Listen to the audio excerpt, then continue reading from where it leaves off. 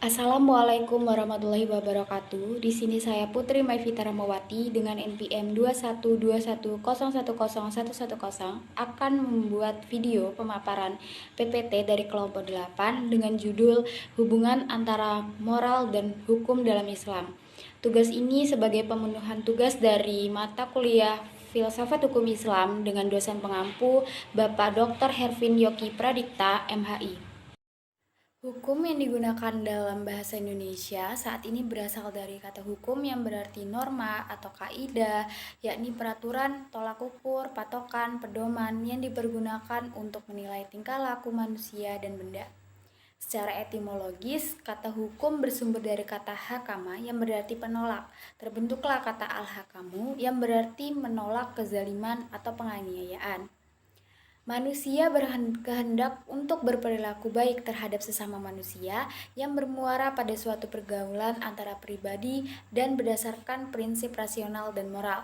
Oleh karena itu, kehendak yang sama mendorong orang-orang untuk membuat suatu aturan hidup bersama yang sesuai dengan prinsip-prinsip moral tersebut. Hal ini dilaksanakan untuk membentuk suatu sistem norma-norma yang harus ditaati orang-orang yang termasuk suatu masyarakat tertentu. Secara etimologis, moral berasal dari bahasa Belanda yaitu moral yang berarti kesusilaan, budi pekerti. Sedangkan menurut WJS Porwadarminta, moral berarti ajaran tentang baik buruk perbuatan dan kelakuan. Dalam Islam, moral dikenal dengan istilah akhlak. Al-Ghazali dalam Ihya Ulumuddin menerangkan tentang definisi akhlak sebagai berikut. Akhlak adalah perilaku jiwa yang dapat dengan mudah melahirkan perbuatan-perbuatan tanpa memerlukan pemikiran dan pertimbangan. Apabila perilaku tersebut mengeluarkan beberapa perbuatan baik dari terpuji, baik menurut akal maupun tuntunan agama, perilaku tersebut dinamakan akhlak yang baik. Apabila perbuatan tersebut dikeluarkan itu jelek, maka perilaku tersebut dinamakan akhlak yang jelek. Jadi dalam beberapa hal itu etika dan moral itu memiliki perbedaan. Pertama, kalau dalam pembicaraan etika untuk menentukan nilai baik atau buruknya perbuatan manusia itu diukur menggunakan tolak ukur akal pikiran atau rasio, sedangkan dalam pembicaraan moral, tolak ukurnya itu adalah sesuai dengan norma yang tumbuh dan kembang dalam masyarakat tersebut. Nah, asumsi moralitas Immanuel Kant sebagai sebuah parameter tindakan bahwa manusia dalam berbuat itu pada dasarnya hanya terikat kepada dua hal, yaitu tindakan yang sesuai dengan kewajiban atau moral dan tindakan yang dilakukan demi kewajiban. Pandangan seperti ini juga dikemukakan oleh Franz Magnus Suseno bahwa etika adalah pemikiran kritis dan mendasar tentang ajaran-ajaran dan pandangan-pandangan moral, sedang ajaran-ajaran moral adalah ajaran-ajaran, ketentuan-ketentuan, petunjuk-petunjuk, dan ketetapan-ketetapan tentang bagaimana manusia mesti hidup menjadi manusia yang baik.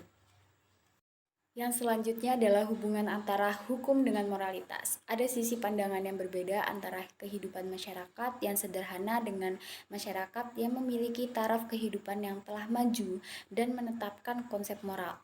Pada masyarakat yang masih sederhana, norma susila atau moral telah memadai untuk menciptakan ketertiban dan mengarahkan tingkah laku anggota masyarakat tersebut dan menegakkan kesejahteraan dalam masyarakat tersebut.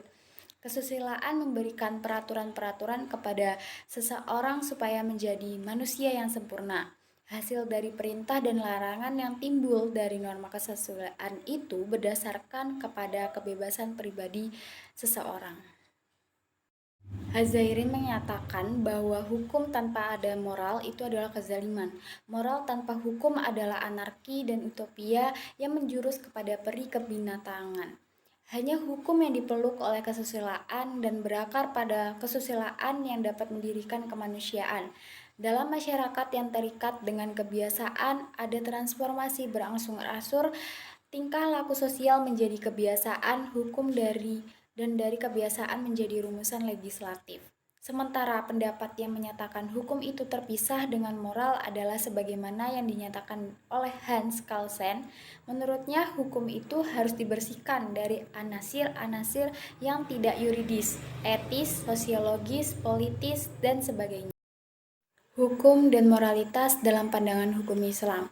Hukum Islam adalah seperangkat peraturan yang berdasarkan wahyu Allah dan sunnah Rasul tentang tingkah laku manusia mukallaf yang diakui dan diyakini berlaku dan mengikat untuk seluruh umat yang beragama Islam.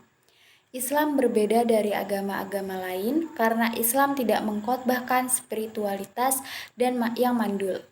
Dalam Islam, hukum dan moral tidak bisa dipisahkan antara satu dengan yang lain.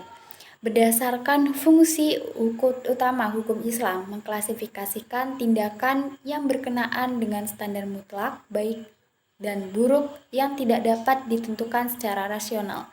Karena Allah sendirilah yang mengetahui apakah perilaku tersebut benar-benar baik dan buruk. Hukum duniawi memfokuskan diri kepada kesejahteraan sosial dan kurang memperhatikan etika. Hal ini dapat dilihat adanya beberapa pendapat para filosof dan moralis barat dalam meletakkan ukuran value atau nilai bagi maslahah yang hendak diperoleh manusia dengan kemampuan nalar akal dalam memahami realitas kehidupan. Misalnya, aliran hedonisme mengatakan bahwa kesenangan atau kenikmatan adalah tujuan hidup yang terbaik dan tertinggi bagi mereka.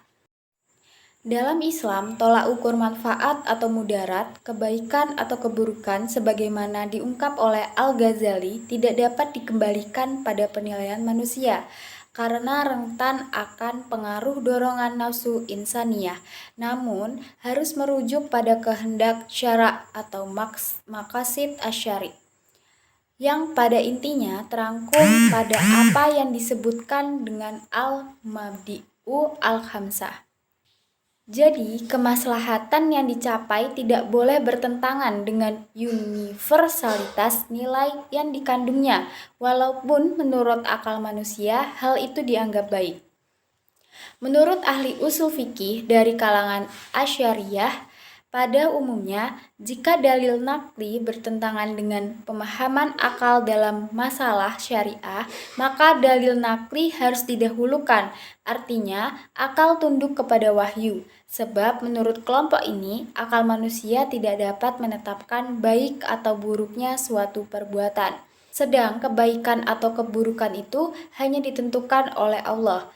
Karena itu, dalam pandangan mereka, akal tidak mengetahui sesuatu itu baik atau buruk, maslahat atau mafsadat. Sekian video pemaparan PPT kelompok 8. Jika ada salahnya saya mohon maaf. Wassalamualaikum warahmatullahi wabarakatuh.